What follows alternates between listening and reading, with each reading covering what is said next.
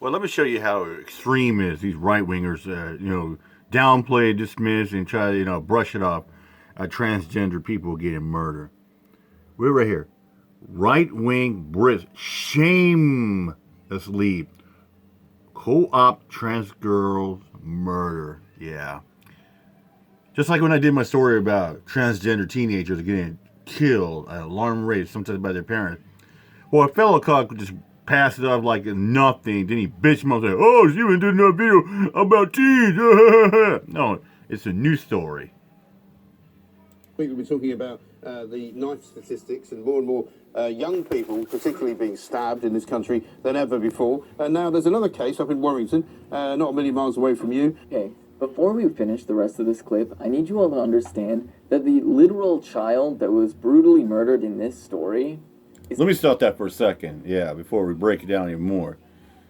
It says this is an absolutely stomach-turning example of how the right-wing media will use any excuse to push their agenda. Ben Carlos shares or discuss on the breakdown. And it's spot on. It is spot on. That's exactly what fellow Cock and little Spluchka would do. I mean, don't make any excuse to downplay it or to fling it back on you like you're the bad guy because you're the one reporting the news and give your perception, opinion, like you're having a debate. You're having a discussion. You're breaking it down.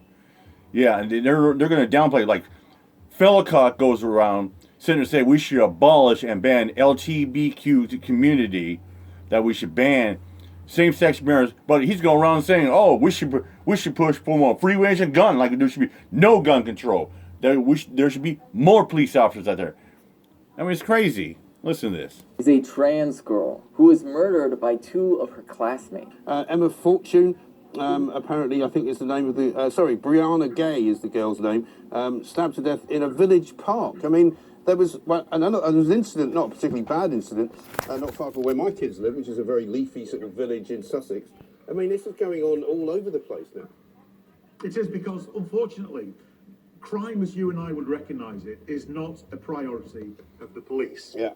For instance, a recent Home Office report showed that only 3.7% of burglaries, 4.2% of thefts, and 6.6% of robberies resulted in a charge. Now, the police seem to take the view that, like death and taxes, we are now expected to accept low-level crime as just an inevitable fact of life. The police, unfortunately, are far too busy conducting their ideological... Yeah, I bet they are.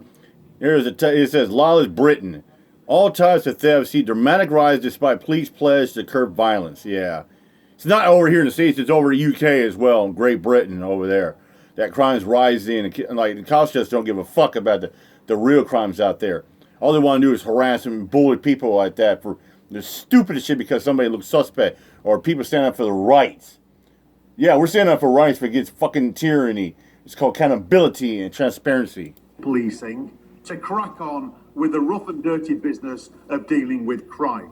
And that, unfortunately, is a result of us having a woke police force and having a bunch of police officers who are, they're not diversity officers, Mike, they are political commissars, and their main focus is not protecting you and I from villains. No, what is the description of a police officer?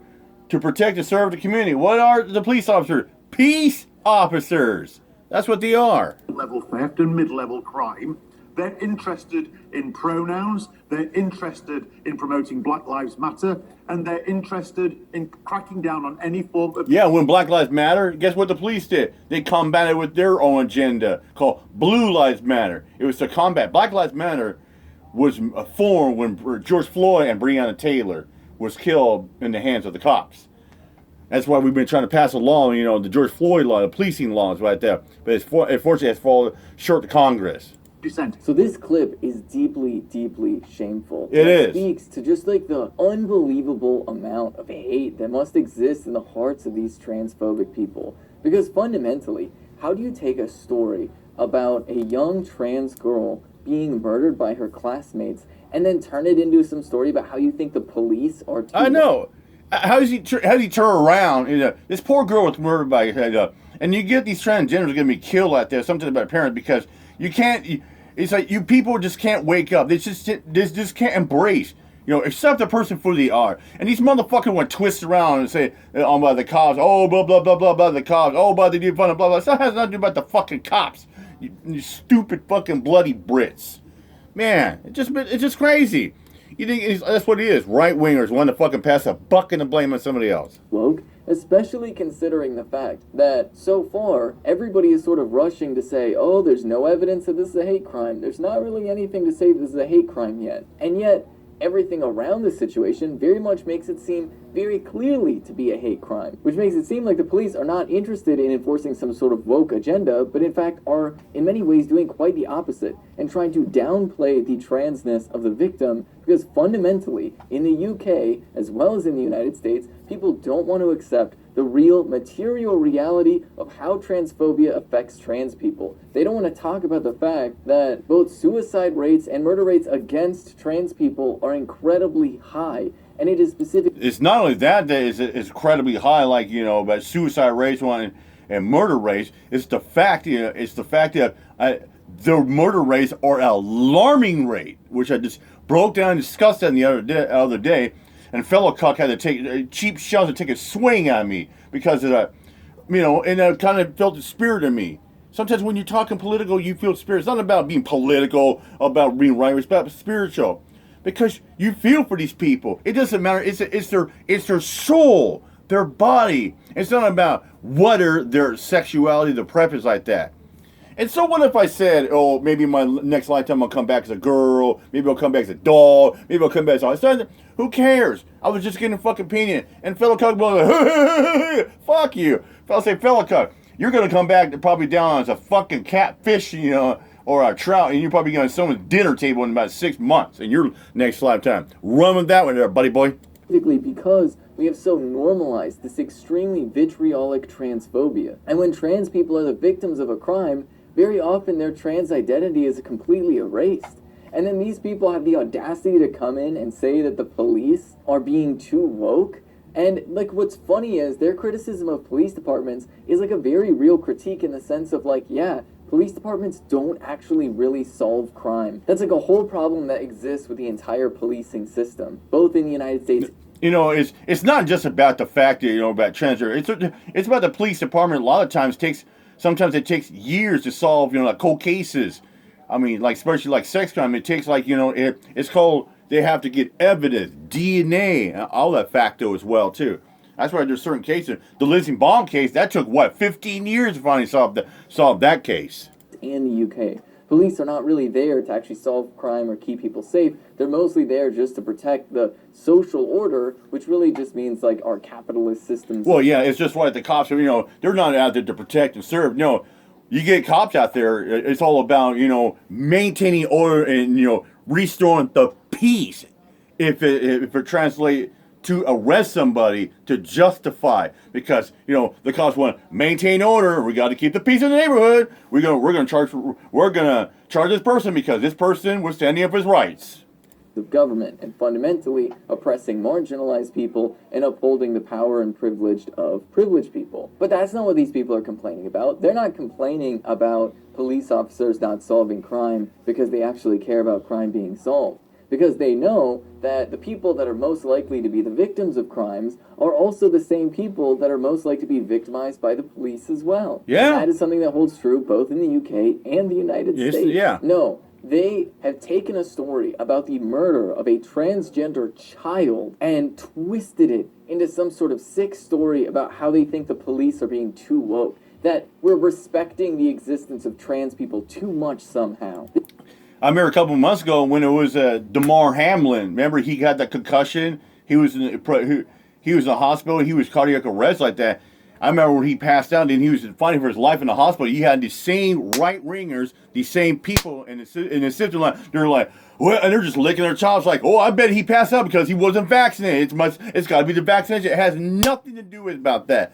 He was blindly hit, blunt force at the right time. When you hit it like that, sometimes it's called it's called cardiac arrest. You go into a shock mode where your heart might stop or skip a couple beats. This is absolutely sickening. And this is something It's that disgusting. fundamentally is the fault of our deeply transphobic society, of all of the right-wing influencers that try to spread this hatred and instigate all of this violence against trans people. All of their fear-mongering, all their dehumanizing language. Yeah, Philemon and Spluture fit right to that category of the right-wingers, spreading misinformation and hate. Just like Philemon has how he spreads his hate about Jews, how all these corporation companies are run by Jews. Culminates into moments like this, where you have a literal child that is murdered by her classmates. Yes. People aren't magically born transphobes. They aren't magically born like these violent transphobic people that just want to commit murders for no reason. This is a part of a culture that actively cultivates this. Because quite literally, just the simple idea of trans people existing is too much to bear for these transphobic weirdos. So much so that they literally raise their children to be violent in such a way that they would victimize their own classmates. All trans people are asking for right now is really just two basic things. One, bodily autonomy, and the idea that children should be able to go through whichever puberty they're the most comfortable with at the normal puberty age. That's it. It's that simple. Well, here's one up. I think I'll touch up on it here. You know, transgender, like especially if they're a child or teenager, they just want they want to be accepted. And they certainly want to be loved for who they are. It's not about their sexual. It's about love for who they are as a human being and what's under their skin as well. As a human being, as a person. Because people like that, you know they're full of love in their soul, but you got people who are so closed-minded. They're so full of hate. The other is to just be allowed to live in peace. Yes, to be left that's alone. it. These are things that are Let not them be. that difficult. These are things that are not that complicated. If you want to say you have concerns about medical issues or this, that, or the other thing, I need you to sit down and recognize the fact that these are conversations that are going to happen between patients and doctors. Yep. And there's nothing that you know more about somebody's medical situation that's going to be more helpful or better than their doctors. And you need to respect that privacy. Because do you really want everybody else to be up in your medical business? I didn't think so. Nope. So yes, let trans kids be themselves and be comfortable and raise your children to be just let them be, accepting and they to all let they want to people be is live loved in and accepted. peace. That's all. And not only that, when things like this happen, you need to actively stand up and speak out against it. Because the transphobic people right now think that they're winning. They think that they're the popular ones because there are so many cisgender allies that choose to stay silent and choose to maintain decorum and politeness over actually protecting and respecting the existence of trans people around them. Yep. It is. Like I said, all they want is to be accepted and loved. I bet you Philemon's the type of person, if he had a gun and it was walking down the street and realized somebody was transgender, he probably would pull the trigger and snuff him out. Because he's full of hate on transgender people. He's full of hate on same-sex people. What if a guy wants to be with another guy, or people want to be bisexual, or a lady wants to be with another lady because she's a lesbian. She, maybe that's their preferred lifestyle. He probably would do that, pull the trigger on people like that, transgender, and on Jews. That's how much hate that Philemon has. Mr. Gary Stiegel. All right, I'm out of here. My job. Peace out.